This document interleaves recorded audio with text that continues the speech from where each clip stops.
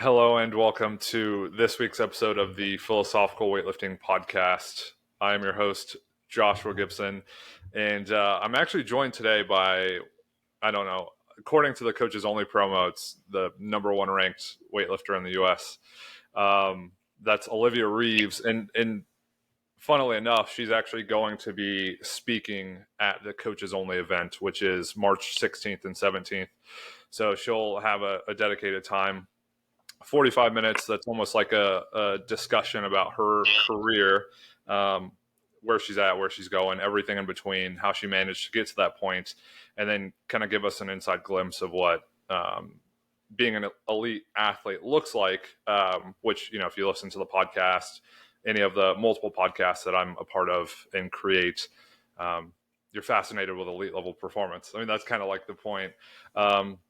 So I'd implore checking that out. The link's going to be down below. Again, there are other great speakers. There are people who are PhDs, people who are getting their PhDs, and then people who have coached American record holders in weightlifting. And we have Mehmed, who was on the Bulgarian national team, and I think racked up something like 30 national championships. I don't know how you do that, but quite an extensive amount. So check that out down below. And today's episode, obviously, is with Olivia. Olivia, you were on a previous episode of the podcast, and you kind of gave us a nice detailed overview of kind of like what your time in weightlifting has been like so far. But I feel like in the time in between recording that and now, a lot has happened. So maybe you could kind of give us an update on how you're doing, and we can kind of dig into all of that. Yeah. I don't remember. I've competed so many times. It's hard to think, like, between what competition, like, where did we end at? I don't know if I'd gone, I think I had gone to Worlds yet. Mm-hmm. Between Qatar. Yeah. Okay. So since then, I've done my 4th Olympic qualifier in Qatar and reset all the junior world records there. And I'm looking to go to Bulgaria literally on Saturday, and Thailand to finish out my qualification process pretty much. Wow. Most people, if they're lucky, get to travel internationally like once in their life. You literally listed out like 4 different, places, kind of multiple continents all over the globe. I'd obviously, and I say we as though I speak for everyone else, which I guess I do, would love to hear about your experience in Qatar, what that was like. And I like how you casually, just say reset all of the junior world records. It's just like, oh yeah, and I happen to do this thing. Along with, watching your training and seeing that 113 kilo snatch, which just looked effortless and like a toy. And whenever I snatch 113 kilos, I get crushed and it feels terrible. Yeah, I would love to hear you detail Qatar, what that was like. So maybe you can kind of do it sequentially and like the lead up to the actual meet itself, and then kind of where that put you guys in terms of how you think about the next few competitions. Yeah. So leading up to Qatar, I had just entered the top 10 again in Saudi Arabia. So after that, my spot wasn't super secure with Kate, right behind me. So the goal was simply to put more kilos on my total, which is what we did.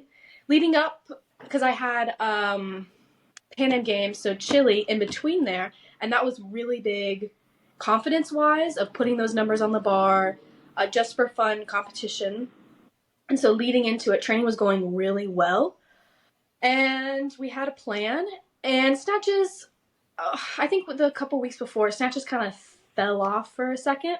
So I opened 106 and took 110 in the back and then went out for 113. Because the goal of this meet specifically was not only to increase my total, but it was my last meet as a junior. So I wanted to have all 3 junior world records, specifically snatch, because that's the one I didn't have that Kate had. So that was really the goal, was 113. And because I wanted to give myself 2 chances at that. So I took 106, went ahead, made a lift, put my name on the board, went back, took 110, and then did 13 and 15. Clean and jerks, I just wanted to open 140. 140 is, it's really cool to be able to open there and be able to keep going. 140 is not my max anymore. It's just crazy to think about and be able to do in competition. So 40 44. The plan was actually 43 because that would one up the junior world record from Saudi Arabia. I think 44 maybe did something for my total, and then 47 specifically put me in the number 2 spot, above 1 kilo above Angie DeHomes, because I was like, Steve asked me, my coach, before, he was like, what do we think is the upper limit here of a weight? And I was like, 45, 46. Like, I don't know about that. And then he goes, well, we're gonna need 47. Okay, fine, I'll do it. And then I did it. So it was pretty cool. It was really great because once you get over like the 47, now I'm looking at 150.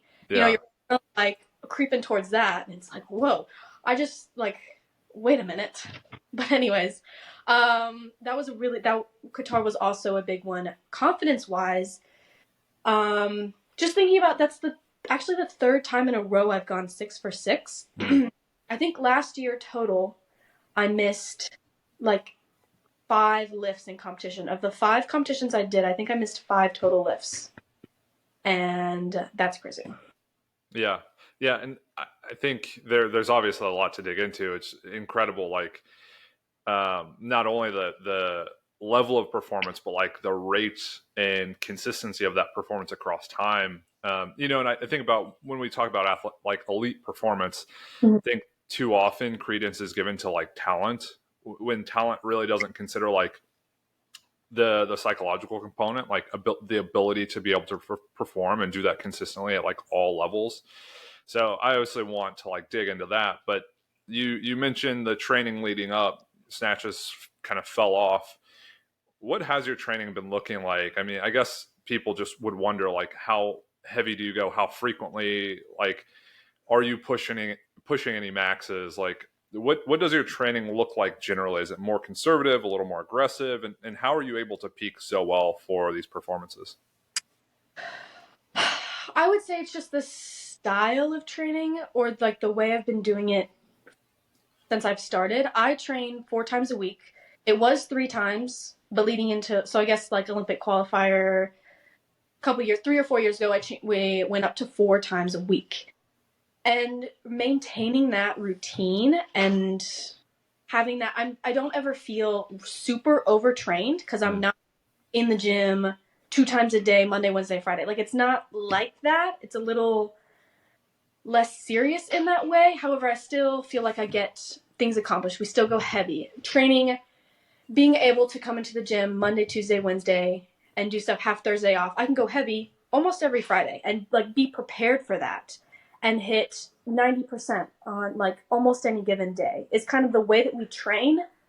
So that, I mean, it doesn't always happen, but the way that we train is that we could peak almost at any time, if that makes sense. We're not super, super, super deep in volume where it's really hard to get me or other athletes back out in that way.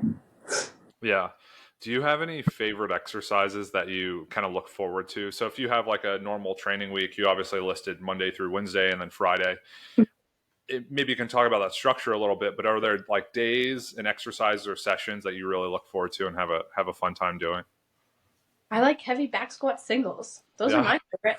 When say, all right, like the other day we did 85% for 3 singles. And I was like, well, and I did my first one super easy. So we went up and then we went up, and I enjoy doing that. Other than that, as long as it all comes together in a day, sometimes it's just my favorite. Is when it's a good day. Then I enjoy snatch and clean and jerk for sure. Yeah. Do you do any like more technical, like technically focused exercises that you feel has helped kind of change your movement or helped you kind of dial things in? I don't do any work from the blocks. We don't have any blocks in our gym. So sometimes we'll do 3 position snatches or work on the hang. But the idea is that, because a lot of times people will get really good from a certain position from the blocks. And sure, if I could snatch 140 from the blocks, okay, I can't do it from the floor. So how does that, when you're that strong, like how does that translate really? And I mean, Steve's biggest argument for that is, stuff goes wrong 3 inches off the floor, you've already missed the lift. So being able to take it from the floor is a lot of what we do. Do a lot of 5s, 6, and 7s, snatch and clean and jerks. Like, we'll we'll do some volume. It's fun. Yeah, that's great. I love you describe it as fun. And I guess you alluded to back squatting going heavy. Kind of looking more toward Bulgaria in the competition there, and then in Thailand. What kind of shape do you feel like you're in? Like, how has your training been going, and what do you feel like you're prepared to do if you're willing to discuss that? I feel great. I'm really excited. So the goal for the next two competitions is just to increase my total to see how much closer I can get to China. And if not, like keep my number 2 spot, because that puts me in the most secure space, spot, whatever, in the US. Having that number 2 where somebody else number 3, number 4, like that just is super secure, and I want to keep that. And that would be my goal for the next two. Number wise, I mean, I'd like to hit somewhere between a 15 and a 20. I'm not going to hit a 120 snatch. I'll just say that. Like, it's not, but I'd like to be in that range of a third attempt, 15, 16, 17. I don't know.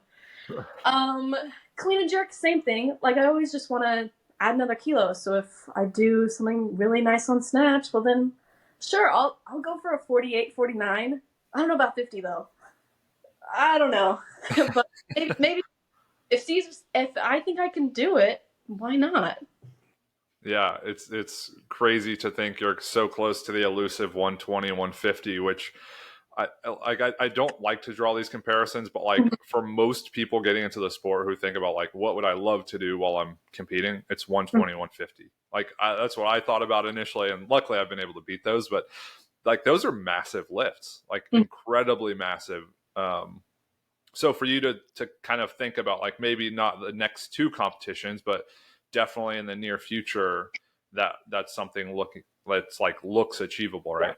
Definitely. I think also because I've been competing, it feels like once a month, or like there's like 4 or 5 weeks, 4 or 5 weeks, 4 or 5 weeks. So between Thailand in the 1st of April and then the Olympics in like August, late July, I'll just have so much more time to do other stuff, to tweak my technique, more time, I think, to just feel more prepared and more ready. Right. Which is what I'm looking forward to. Is just having a little bit more training time and less like, because it feels like once I peak, I compete, whatever, come back, and it's like I'm back at ground zero. I'm just trying to make 100 on snatch. I'm just trying to make a one.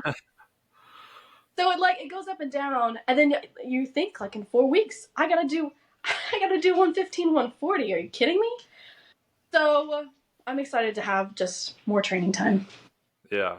How does it feel? And you kind of mentioned this offhand, and I think people don't probably give enough credit to Hampton for being able to stand toe to toe with the best in Team China, basically. Oh, yeah. How does it feel, in your position where you're also looking at being in the number 2 slot right next to someone who's on the most dominant team probably in the sport of weightlifting over the last like few decades. Mm-hmm. And you have a real opportunity, and I've spoke to Seb about this at length, but a real opportunity to take gold at the Olympics. And I don't know how you feel about that, or if you've probably given it a lot of thought, like I would imagine, you and your coach both, but how does it feel being like so close next to the best period, but also like being able to overtake the best period to, potentially take gold at the Olympic Games? I'm still trying to wrap my head around the fact that I like could be an Olympian. That's where I the fact that like I could be on the team and I can go there and I can actually compete. Like that's where my head's at the moment. Just because the team hasn't been named, nothing is set in absolute stone, no matter how good it looks at the moment. Right.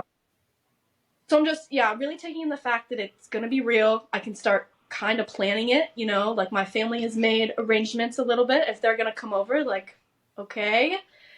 So I'm not entirely sure. To medal, because at the beginning of this, it was like, all right, like we'll make the Olympic team, we'll see what happens if we can do that. And then as we go on, we're like, all right, so it looks like this is happening. Now, what would it take to medal? And it's like, okay, well, that's also kind of happening. Now, what would it take to do? And like, wait a minute, we're just always a step ahead. Well, and I think that's where I kind of mentioned earlier, like that psychological aspect, right? So it's not only as elite level performance having like the physiology or physical capability. Like there are probably plenty of people who have the physical capability to be a world champion. The reality of it is, though, it's like, are they funneled to the sport? If they're funneled to the sport, are they trained in a way or compete in a way that allows for longevity and allows for them to do it over decades? Um, so you have this like big funnel, and then you have a lot of people, and then as you get closer and closer to like the Olympic Games, the pool gets smaller and smaller because you have to really align every aspect of elite performance, which is the training, the coaching, the lifestyle, the psychology. You have to make sure all those boxes are checked. I mean, for you, you're somebody who really does check all of those boxes. What do you think contributes to that psychological side? You know, being able to go from being an outsider and thinking like, well, it'd be cool to be an Olympian to, you know, in what feels like a very short amount of time, thinking about like, well, what would it take to be at the top of the podium? Those are two very different places. And like to be able to adapt to that and be flexible enough to like respond positively is unique. So what do you think contributes to your ability to do that? I would say just being really, I mean, kind of grounded in who I am, and thinking about like I have other things going on besides weightlifting. Like I'm a full-time student, and having that to where weightlifting doesn't take up absolutely everything, I really helps to maintain my own identity within that. Also trying to kind of merge the two. Like when I like people professors, when I go and talk to them like, hey, I'm gonna miss a week. I gotta go to this competition for the Olympics. Oh, and they're like, what? It's like, yeah.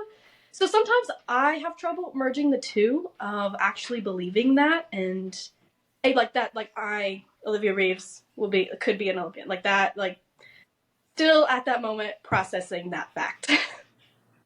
Yeah.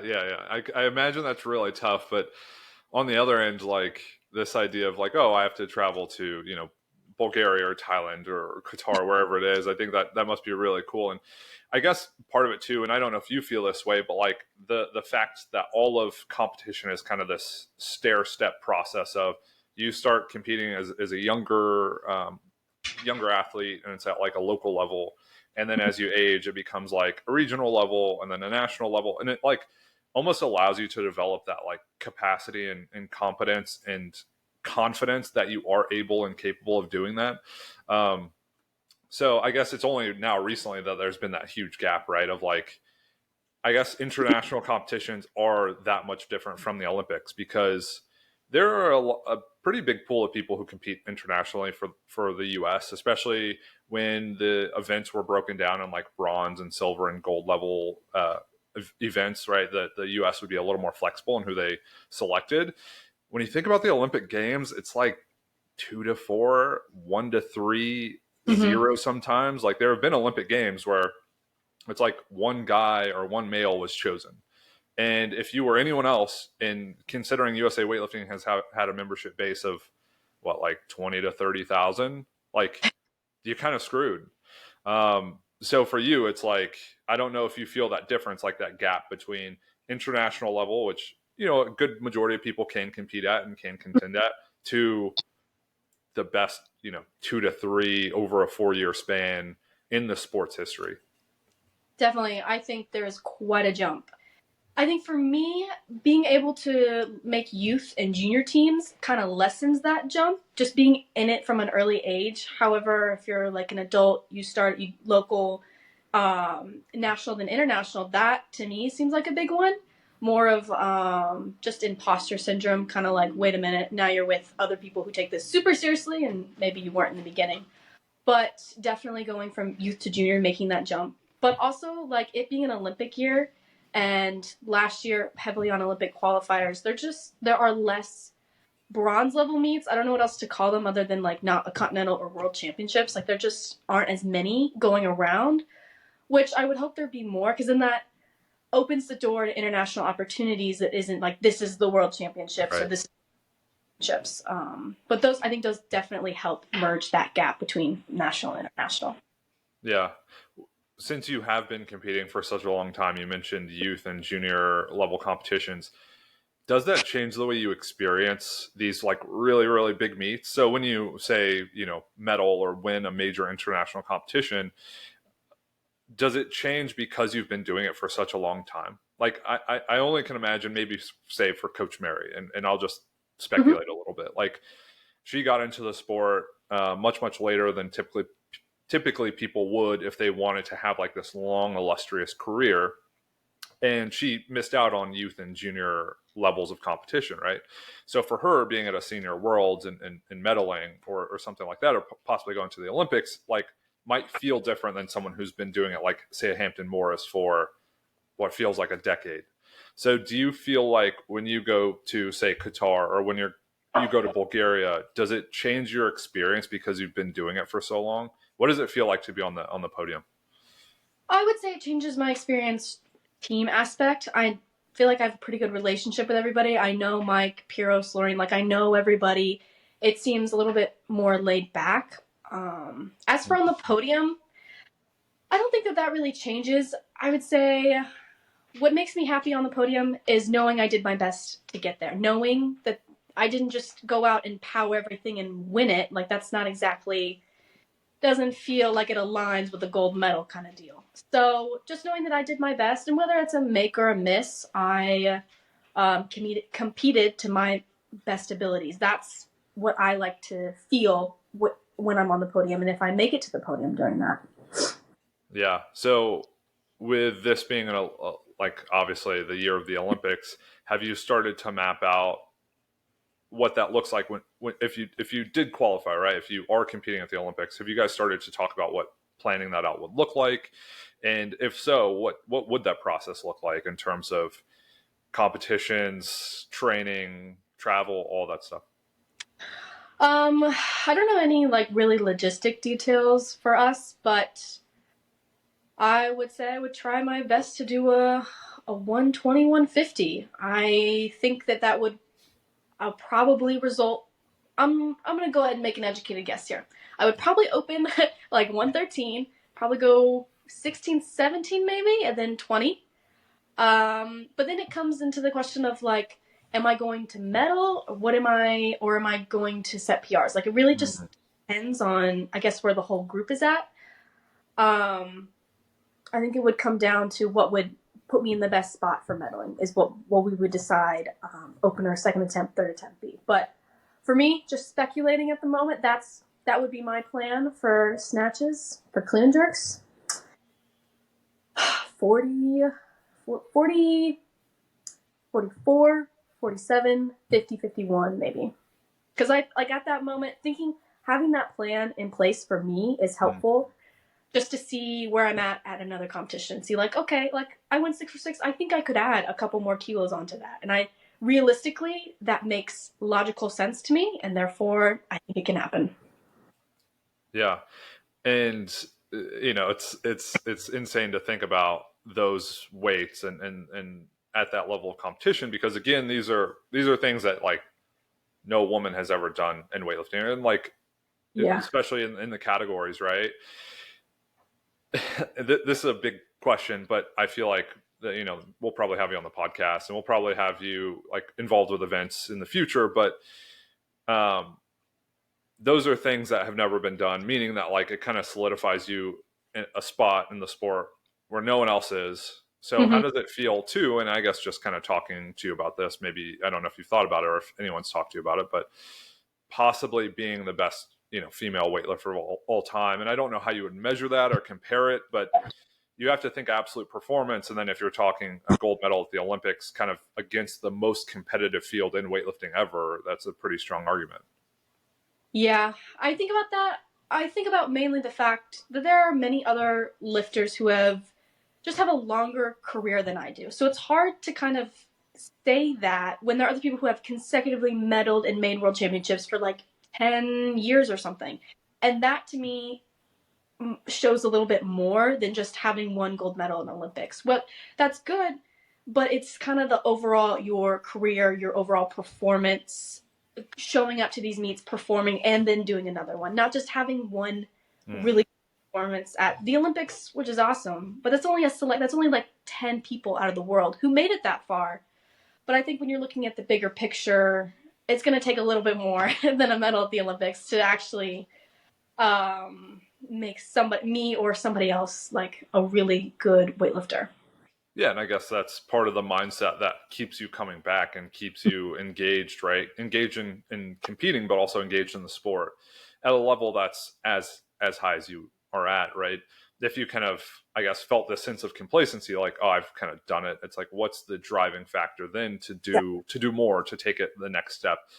And I don't know if you felt this way. You're obviously a competitive person. I mean, someone have to be at that level, but is there also this sense of like, well, if I want to be the best, how do I then pull myself away from the pack as much as possible to kind of solidify this spot, and then to get people to like not chase it necessarily, but to kind of pull them up so they have something to work towards? As you know, for example, right, when we talk about the best weightlifter of all time, it's the number of gold medals at the Olympics, and then it's the number of medals at the Olympics.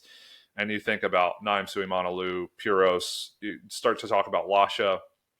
They didn't just win, they separated themselves completely. Like, Lasha is the best by far, by a large margin, and it's like, okay, well, how do people catch up? Is it the same for Olivia Reeves? Is it this like, let's do something great and then see how far we can take it? I'd say so. I'd say, at the same time, records are made to be broken. One day, somebody is going to come up and break my junior world records, just like I did for Kate. And so at the time when she did it, like, that was awesome. A US like snatching 112, amazing. And which is really cool. But then, I see that and I'm like 15, I don't know. And then it's kind of like snowballs into, I can do that. So I hope that even though I've set these records and done that, and I'm really proud of myself for doing that, somebody else will look at that and think, well, she did 115, I can do 116. And that's kind of, I want that to happen because that's how our sport grows. And people, it's just the competitive nature in which the people compete in. And I love that. Setting the bar so that somebody else can set it higher is what I want to do. Yeah. And then I guess looking at the sport a little bit more broadly, kind of removing ourselves from just like the conversation of what you're doing and how you're doing it. What's your sense of like the state of weightlifting at large? Like, do you find yourself to be a fan of the sport? Do you like watching it? Do you like kind of like keeping up with, people in other categories, people in kind of like the international scene, the national scene? Like, what's your take of the landscape in USA weightlifting? Yes, I definitely follow weightlifting. I'll watch competitions. If I'm going to a competition, yes, I'll go and watch the 59s, the 61s, like whatever. Regardless if we have an athlete, definitely I'll go and watch. But even if we don't, I'm still a fan of all weightlifters that I've seen growing up or just watching, at home. And then now I get the chance to see them in person. Well, of course, I'm going to go watch and follow them and follow their training. Definitely. I keep up not only just nationally, but internationally too. Yeah, and I think that's one of the tough things about, being a fan of the sport, being someone who coaches in weightlifting and is at national meets. The one tough thing about the best in the US is they generally don't compete nationally, right? We don't see them as much at nationals or finals or series meets. So it's a little, you get a little bit removed from kind of the home crowd, right? Yeah. Is that something you would plan on doing at some point in the future, is kind of going to a nationals or going to a finals? Or is it just at a point where there are so many competitions across such a span of time, and the return is always biggest for the international meets, that it doesn't really make sense? Mm-hmm. I think I would try and make the effort to go to nationals this year. I think that's in Pittsburgh, Philly, somewhere in Pennsylvania. I would try and go there the dates all align, whatever. I would make the effort. I think simply, like, I've done so many national meets. It's just simply the timeline of 2023 and 2024, these 2 years. I don't have time to go to a national meet when I'm competing internationally, taking a week off and coming back. Like, travel gets exhausting sometimes. But yeah, I love national meets because that's where I get to see, like, as I said, I was a youth and junior athlete. I get to see all my friends who live wherever, and we all, can get together there because I don't see them because, they're still youth or juniors, and you don't see them internationally anymore. And that's what I love, is have a national competition. Those are very fun. Yeah. And I guess the last episode of the podcast we did, again, if people didn't listen to it, covers your background a lot more extensively. So I'd really push everyone to go listen to that episode. outside of weightlifting, are you a fan of any other sports? Do you like you keep up with any sports, or is it kind of weightlifting as the sole focus? I keep up with Formula One. I love Okay. Formula. I didn't expect that. I've seen the Drive to Survive on Netflix, and that's what got me hooked. I really tried. I looked at their schedule for 2024 to see if I would be in Europe, like in Paris, and be able to make a race or do something like that. Unfortunately, no. They have like one at the end of August, and it just wouldn't work out.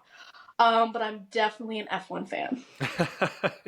So what is it about F1 that draws you in, but maybe not so much other sports?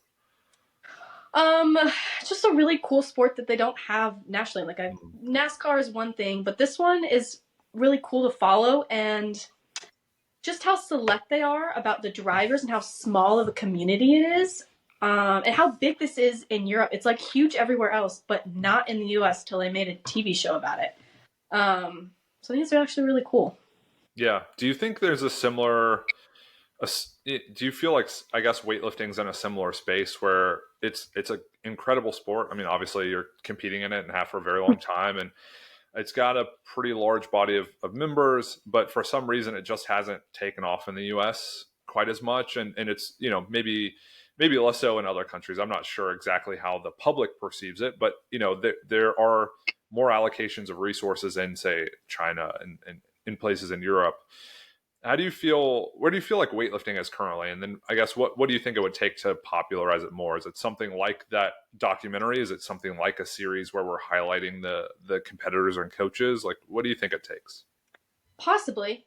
One of the reasons I'm excited to go to Bulgaria is for the European Weightlifting Federation. Like you look at that competition and it looks like a world championships. They've put a lot of thought, effort into it. I've been to a Pan Am's. That's in a high school. It's in a gym outside, Wow. which is awesome. But to see a community where weightlifting is actually a sport that people watch, people are involved in, is completely different than anything I've ever seen nationally or even in the Pan Am region. So that's one thing I'm excited for. There's just not for weightlifting. Very grateful for CrossFit. Without CrossFit, like I wouldn't be in weightlifting through that avenue. So CrossFit has done a lot for our sport and continues to do so, and I'm very grateful for that outreach for that. Other than that, there's just not a whole lot of money in weightlifting. I mean, as a high school athlete, if you're between like lifting and another sport, chances are you're going to get a scholarship for that sport in college. Then why would you stick with weightlifting? Like, why would you do that? So you lose a lot of people from the youth junior and junior to senior aspect of just like falling off. Like it takes money to go to these competitions and pay for that. It takes money to pay for all this. Where if you can get a scholarship for a sport you're already doing, like that makes sense. Why wouldn't you choose that? So I think there's a couple different things that weightlifting can improve on for sure. Yeah. Do you think there's a world that exists in which weightlifting becomes, say, as popular as CrossFit, or as big, or creates the same reach? Because I was in a restaurant, it was a long time ago now, I mean, like a few months, but they had the CrossFit Games or some CrossFit event on a TV in a random restaurant in Morgantown, West Virginia. So, like, it's obviously cracked into public consciousness, right? Do you think weightlifting can do the same thing, or what are your I mean, thoughts? maybe weightlifting is not exactly a spectator sport. It's really cool if I know the person who's lifting right now on the platform. That's really cool because I know them and I know that they can do this or whatever. But there's not a whole lot of action. Mm. Have a minute, somebody lifts, that takes 2 seconds, another minute, somebody else lifts. Whereas CrossFit, like, you're watching people run around and do these crazy things. Another thing, being in the US, everything's in pounds, and then you tell somebody your max in kilos, and I'll be like, yeah, I can snatch 115 or whatever, and they'll be like, that's not a lot of pounds. It's like, so it's kind of like there's a little bit of disconnect. I wish America was in kilos. It'd be so much easier.